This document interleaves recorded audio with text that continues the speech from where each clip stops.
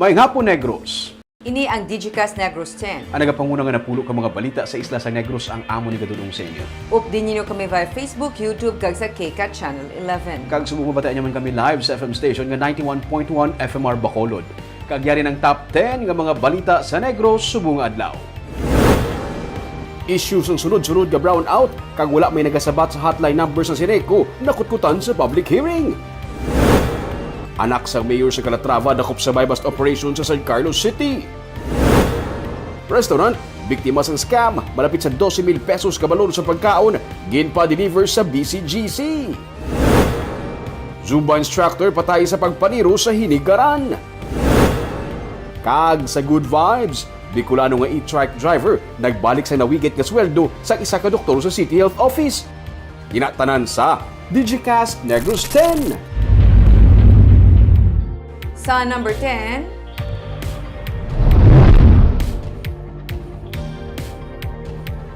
isa ka restaurant ang na-scam.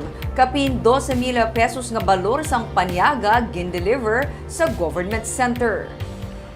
Isa ka restaurant nga nag-deliver sa nga panyaga sa Bacolod City Government Center kahapon matapos nga may nag-order sang pagkaon kag ginpa-deliver sa BCGC. Sang mag-abot ang delivery didto lang nahibaluan sang restaurant nga gin-scam sila kay wala sang may nag-order didto. Ang order ang nagalakip sa nga pasayan, isda, kanon kag madamo pa nga mga balor tanan sang halos 12,000 pesos. Sa post sang Bacolod City Public Information Office, nasaad nga hindi ini ang una nga tion nga may nagpa-deliver sa BCGC pero scam lang gali. May tion man gani nga may nagpa-deliver sa mga kape sa government center. Hindi man ini ang una nga tion nga may natabo nga pagpanginto sa mga restaurant gani paandam sang otoridad sa mga restaurant owners itawgan gid anay ang natungdan nga persona o kun opisina kag ikumpirma ang order antes i-deliver, ilabi na kung dalago nga kantidad ang ginpa-deliver.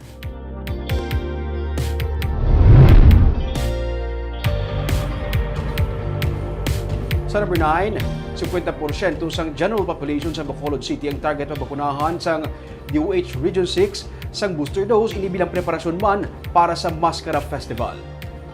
Upod sa gindusar nga Pinas Lakas Vaccination Program ang libre nga medical check-up kontra dengue, tuberculosis, diabetes, hypertension, HIV kag mental health pinaagi sa Mobile Health and Wellness Caravan sa Carlos Hilado Memorial State University Alihis Campus sa Bacolod City. Sunod sa kay Regional Director Dr. Adriano Subaan sa Department of Health Western Visayas, target sa Pinas Lakas Vaccination Program ang mabakunahan sa booster dose ang 50% sa populasyon sa Bacolod. Ilabi na nga nagahilapit na karon ang Mascara Festival. Ang amay nga si Hector Hamili nga taga Don Salvador Benedicto gindala ang 3 ka mga anak nga magabalik na sa in-person classes sa Agosto 22. Sunod sa kay Subaan, pwede makapabakuna bisan ang hindi taga Bacolod sa mga vaccination area nga gintala na sang DOH-6. Kabahin man ini sa mga tikang nga ginpatigayon agud mas mapabaskog pa ang vaccination program sa pila ka mga lugar sa probinsya. Na mabakunahan at least 90% of the senior citizens. Because at least 50% of the general population boosted na sila. And that's the only way we can actually make sure na maka-establish tayo ng herd immunity, na we can go back to normalcy as well as we can open confidently our economy, safely, with confidence. And we can actually celebrate Mascara Festival with confidence.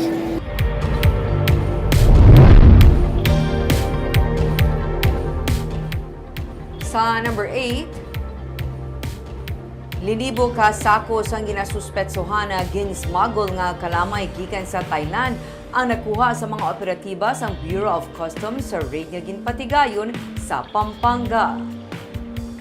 Sunod sa Office of the Press Secretary, magluwas sa mga sinakos ng kalamay sa sulod sang Lison Building sa San Fernando City, may mga sinakong pagid sang kalamay nga naload sa mga delivery van. Ang warehouse owner ang ginhatagan sang 15 dias nga magpakita sang dokumento nga magapamatuod nga legal ang pag-import sang amo nga kalamay. Suno kay 5th District Representative Emilio Yulo, ang amo nga operation nagapakita sang tikang sang gobyerno sa pagpasiguro nga may nagakaigo nga domestic supply sang kalamay. Ang amo nga raid ang ginmando ni Executive Secretary Victor Rodriguez base man sa direktiba nga ginhatag ni Presidente Ferdinand Marcos Jr. Suno kay Rodriguez, ang pag-raid sang amo nga warehouse magaserbe nga paandam sa mga nag-hoard sang stock sang kalamay sa tinutuyo nga makaginansya sa artificial sugar shortage situation subong. It's part of government's drive to ensure na we have to ensure sufficient domestic supply. So part na sa mga continuing action of the national government. Sa number 7,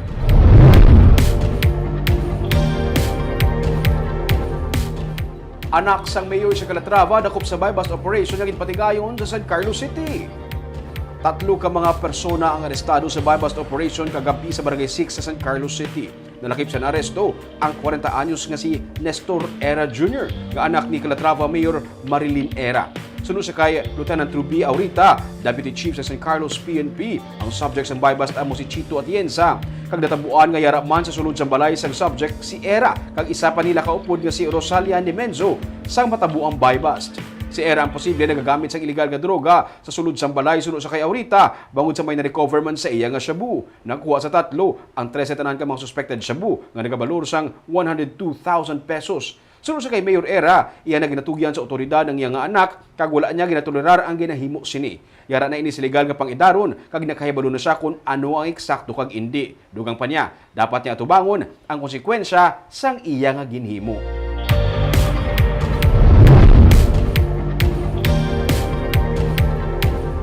Sa number 6, sa Banwa sang Murcia, Army patay matapos makabunggo sa tricycle ang ginadala nga motorsiklo kagabi.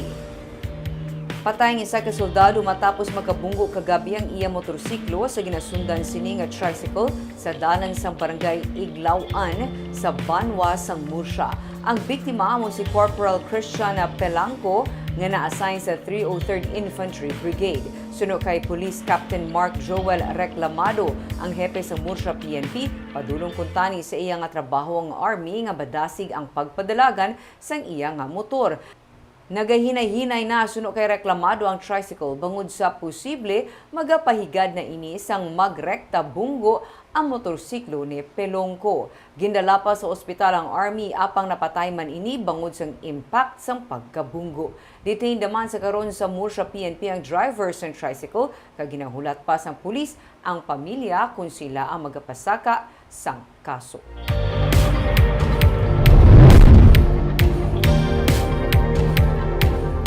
Sa number 5, sa Banwa sang Hiligaran, isa ka Zumba instructor patay sa pagpaniro kay nasangaga. Patay ang 30 anyos ka Zumba instructor nga si Clint Jason Tomazar matapos hinigitiro sa ulo kay nasangaga sa Barangay 4 sa Hinigaran.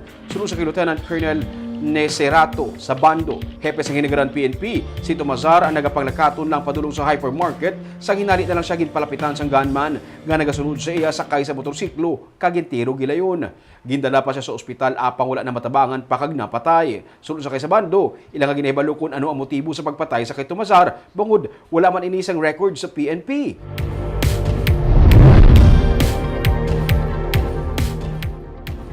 Sa number 4, personnel sa molecular laboratory sa probinsya ang ipaidalom sa training bilang pagpanghanda kontra monkeypox. Ini ang isa sa gintalakay kahapon sa pagsinapol sa Provincial Infectious Disease Action and Control Council o CONPIDAC. Sunod kay Provincial Administrator Fernando Diaz, ginaprobahan na ni Governor Eugenio C. Lacson ang pagpaidalom sa mga staff sa training labi na bahin sa testing para sa monkeypox. Ang kinahanglan sunod kay Diaz amo ang pag-acquire sa mga test kits para sa monkeypox kag ang pag-capacitate sa mga personnel nga nagatrabaho sa mga laboratory. Isa sa ginakabalakan sa probinsya ang mga madamo sa mga overseas sa Filipino workers nga mahimo exposed sa monkeypox. Rason sunod sa provincial administrator nga isa isa sa maiid nga ginamonitor ang movement sang tawo. May kabudlayan ang pagdetect sa monkeypox ilabi na nga 3 ka semana ang incubation sini. Ang mga nag-positive, mga 3 man ka semana ang quarantine. Padayon pa nga ginahulat sa probinsya ang guidelines sa protocol para sa monkeypox. So ang ato lang ni nga obrahon is to acquire the test kits naman specific for monkeypox and to capacitate sa aton nga mga employees who work in our molecular labs para kabalo sila nga paano mag-handle sang samples ka mag-conduct sang testing sa aton nga samples from possible monkeypox nga mga pasyente. So amo na ang discussion to nga kabudlay i-detect siya.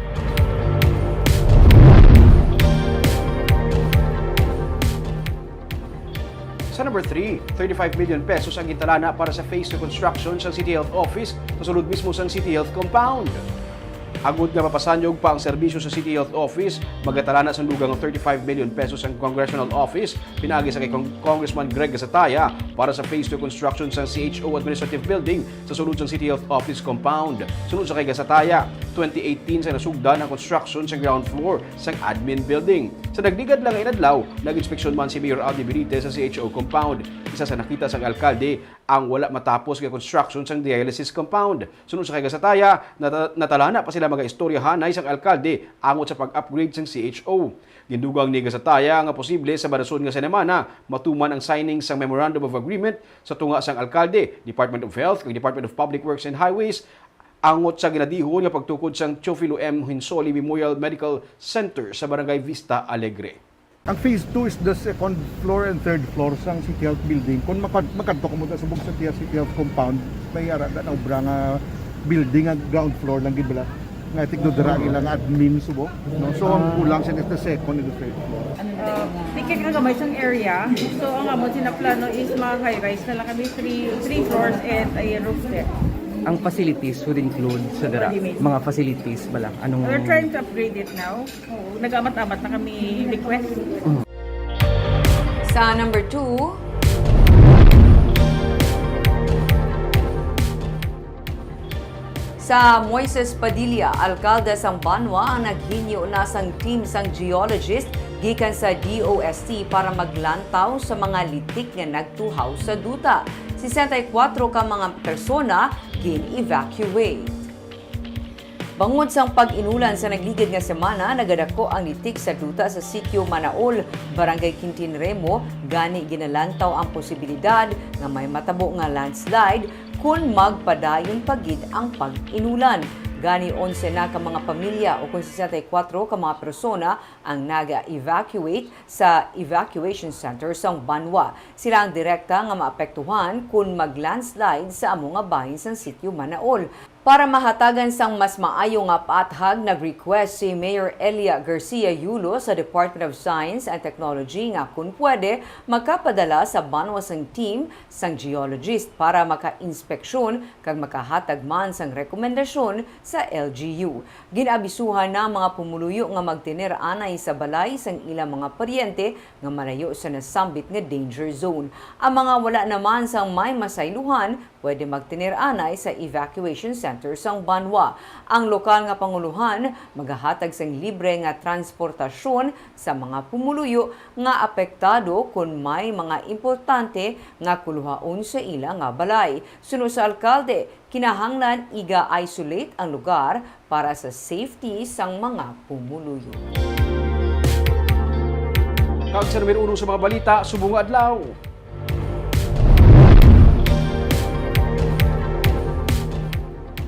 Isa ka public hearing ang gipatigayon, may angot sa financial status ng Sinegco pati na sa pag-refund sa mga konsumidor. Wala malikawan nga makutkutan ang issue sang sunod-sunod nga brownout, pati na sang wala may nagasabat nga hotline number. Yaring report. Number 1, the unscheduled brownouts. Number 2, the Sinegco one bill policy in terms of disconnection. Number 3, if you make the 100 million loan from a local bank. Sa sugod pa lang sa public hearing nga gintalana para sa financial status kag refund sa mga konsumidor, nagsiling na nga si Councilor Calaw Pontevela nga amo ang pamuno sa Committee on Energy nga luyag niya man mapaatagan sa sunod-sunod nga mga brownout nga natabo, pati na ang one bill policy kag ang loan sa Central Negros Electric Cooperative. Patag ni Engineer Jose Tanyongon, ang Unified Engineering and Operation Maintenance Department Manager sa Sineco, nag-breakdown ng insulator sa isa nila ka 69 kV nga line. Dugang pa niya, sila, mga konsumidor man sa Sineco kag hindi man nila gusto nga may matabo nga power interruption kay apektado man ang ilang mga pamilya. Minsan kami, hindi kami gusto sa interruption because we are also consumer of Sineco, our families, consumer, wala kaya sila online. Isang galing nga ako niya bata, kapag na sa akong biglaan ng Si Councilor Thady Saiso naman, ginbalikan nga humalin sa una, wala gid siya nakatilaw nga may nagsabat sa iya sa hotline number sa Sineco. Kada semana kuno naga-trip off ang linya sa kuryente sa ilang lugar sa Barangay Sumag. Ang malain pa, kay may pasyente sila nga ginadialysis sa ilang nga balay. Gani ga kapilitan siya nga manawag rekta sa Board of Directors. Makapos mo lang ni Tani kung may kasabat sa emergency nyo, hindi mo nigurong tamot ang kalaging panakit mo. Kalagay parang sa pindot mo sa computer, ihaboy mo na sa cellphone mo sa may kasabat. No? I hope you could do something about it, manager, no? Ginako naman ni Acting General Manager Irvin Stanley Uticar, gabisan sila mismo ang ginabudlayan man sa pagtawag sa ilang hotline, pero ginatingwaan nilang mapangitaan inisang solusyon. Sorry for that, Councilor Tani. We do have a difficulty calling our hotlines also. That's why we will address that one. It's an urgent matter na pero it's still supposed to be. So, yeah, supposedly that's active, but we have a problem with our lines also. So, don't worry about that, Councilor Tani, we will address the problem.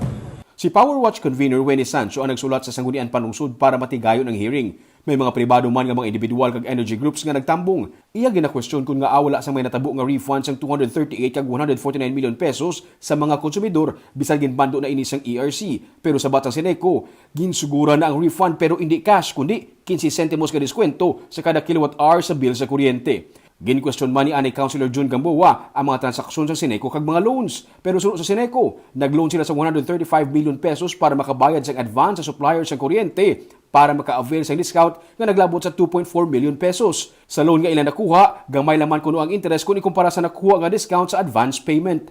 Ginabalan sila ni Sancho nga dapat kuntani ang ini nga mga bagay ang ginapahibalo sa mga konsumidor. Gin-question man ni Sancho kung nga awala sang Board of Directors sa among nga hearing.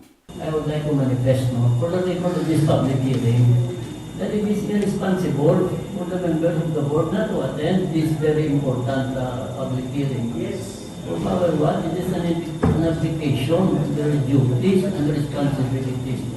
Gani liwat nga magapatawag ang konseyo sa public hearing kag ipatawag na ang tanan nga mga Board of Directors.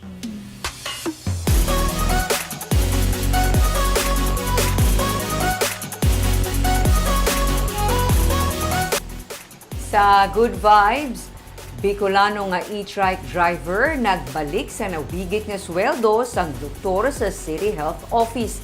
Yaring report ni Nico Delfin. Masami nagahapit si Dr. Edwin Miraflor sa satellite market sa Barangay 34 para magbakal sang pamahaw antes magpauli. Sang Lunes, natingala siya sang hindi niya na makita ang bago lang nabaton nga sweldo halin sa ospital. Expect mo mas kilala sa kan. Wala ka ma-expect wala mo wala to identification nga upod. Kwarta lang ito ya. Ginbalikan niya ang baligyaan sang barbecue kag ang malapit nga merkado sa handuman nga makita ang nawigit niya nga kwarta. Sa bulig sang residente, nakitaan man sa kopya sang CCTV ang isa ka e-bike driver nga among nakapudyot sang nawigit niya nga kwarta. Si Ruel Cardosa ang bagulan sadto nakadulong sang pasahero sang nakitaan niya ang kwarta. Istorya ni Ruel, gilayon niya ginpangita ang tag-iya sang kwarta o galing napaslawan siya. Kung na buhay na balik ko man talaga sa tag-iya. Oo. Nagayo pa nga dyan sa piyak na naglantaw pa sa CCTV, kilanlangan talaga yung kwarta. Di man ko nagkambala, ring kwarta kisa init, kasi damo pa bala magkakong. Bisan ang misis ni Ruel nga si Cherry Ann ang nagdusuman kay Ruel nga pangitao ng tag-iya agod mabalik ang 8,000 pesos nga napudyot niya nga kwarta. Kita yung kwarta, hindi siya nakatulog. Natulog. Nga aman. Na daw ano ko, sir, kung 5 ang kwarta taguon mo na. 5 kung ako manita ihatag mo.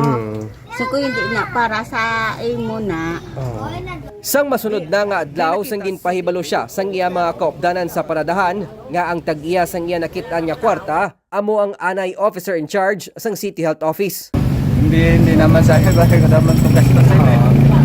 Gani sa pagbalik man sang doktor sa lugar, wala na magduwa-duwa si Ruel nga ibalik ang napulot nga kwarta. Makaan man sa loob eh. Napatod ni Dr. Miraflor nga bisan sa kapuraot may nagapabilin pa nga mga tampan nga individual kasubong ni Ruel. Gani siya ang nagbilin man sang padya para sa e-bike driver. Pati ang mananang ang kaayos ang tao alagyan po. May chance pagin may chance pagin ang there is goodness in everybody. Si Ruel ang pangayaw halin sa Bicol Region. Sa Alunan Yulo, sakop sa Barangay 34, masami siya nagabiyahe sang e-bike. Ang iya naman nga misis nagabaligya sang inasal, agod masagod sa gusto ang ilalima ka mga kabataan. Nico Delfin para sa DigiCast Negros. Kung ikaw bibay pang wigit ang sweldo mo, ano brahon mo?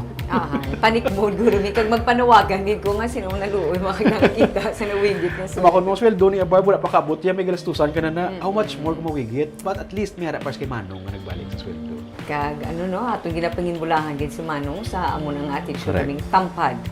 Kakabay papadamo pang pareho sa iya. Kagabay itong mga balita sa Negros subong nga adlaw. Kay man sa panahon karon importante nga may ihibalo ka sa nagakatabo sa imo nga palibot. Dapat balansa kay eksakto mga impormasyon. Padayon kami nga magapangalagad sa Negrosanon. Ako si Barbara Mijares. Tugtog sa buwas, ako naman si Romeo Subaldo, mayong hapon.